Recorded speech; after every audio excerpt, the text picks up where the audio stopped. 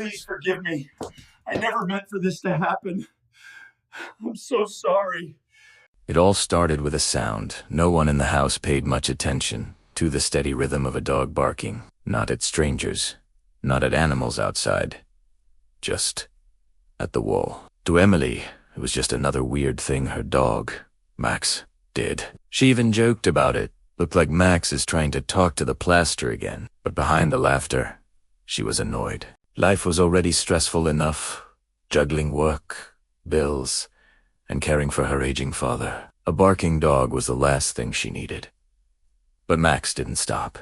The barking got louder, more persistent. He'd sit completely still, ears forward, staring at the living room wall as if it were whispering secrets only he could hear. Emily tried everything: treats, scolding, even long walks to tire him out. But the moment they got home, he'd run straight back to that wall. Her father, David, just watched from his couch, his eyes lingering a little too long on the exact spot Max barked at. Emily didn't notice it then, but she would soon replay that look in her mind over and over.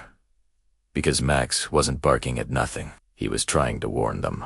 By the end of the week, Max's barking had become impossible to ignore. Emily's frustration grew, but so did her worry. Dogs can sense things we can't. Sickness, gas leaks, even changes in a house's foundation. She told herself it had to be something harmless. A mouse, maybe. But every time she went to check the wall, Max's behavior would change. He wouldn't growl. He'd whimper a soft, trembling sound that made Emily's heart tighten. Her father's reaction was even stranger. Whenever Max barked, David would quietly leave the room. This wasn't like him. He used to be the kind of man who fixed everything. Now, he seemed afraid of a wall. One night, Emily saw her father standing in front of it, not examining it, just staring. His shoulders were trembling, and he was whispering apologies no one else could hear. When she called his name, he jumped so violently she thought he might fall. Something was seriously wrong. Determined to get answers, Emily pressed her ear against the wall. Silence. She tapped it. An almost hollow sound came back. She grabbed a flashlight and saw a tiny crack near the floor too, straight to be accidental. Suddenly, her father was there. "What are you doing?" he asked sharply. "Dad, I'm just checking. There's nothing there," he snapped.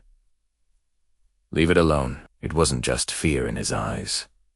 It was guilt. That night, Emily made a decision. She waited until her father was deeply asleep and went back to the wall.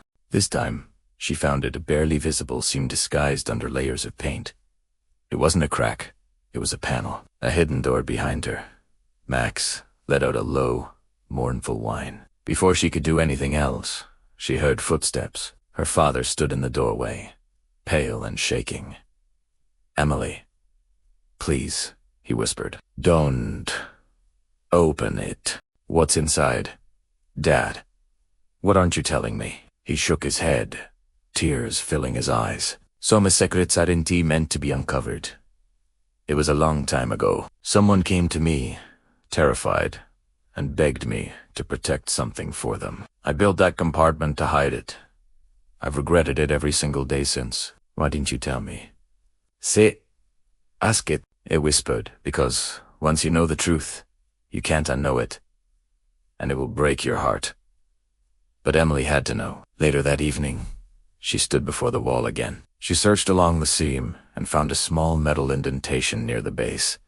A keyhole. She remembered her father's study drawer, where he kept things he never wanted touched. She rifled through old papers and letters until she found it.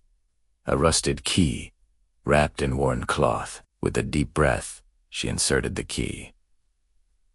It turned with a soft click. The panel loosened. As she pulled it open, a rush of cold, stale air escaped. Inside sat a small tin box, and when Emily lifted it, she saw a name scratched into the metal. A name she knew, her mother's. Her mother, who had vanished without a trace when Emily was just a child. Her father had always said it was complicated. Now, this box was proof of the secret he'd carried alone. Her hands trembled as she opened it. Inside were letters, dozens of Temin, her mother's handwriting. Letters addressed to Emily, letters never delivered, letters begging to see her daughter again, and beneath them, a custody agreement. Her mother hadn't abandoned them. She had been fighting to bring Emily home. "I tried to protect you," her father whispered from behind her, tears streaming down his face. "Your mother wasn't stable. I thought hiding those letters, keeping you here, was the only way to keep you safe." But Emily knew the truth now. He hadn't protected her. He had taken her mother away. "How could you?" she whispered. "She wrote to me for years. I thought it was the right choice." It choked out. "But you created a different kind of pain," she said, her voice cracking. "You let me grow up without a mother. When she was fighting for me." He reached out a hand. "Please, try to forgive me." Emily stepped back. "I don't know if I can."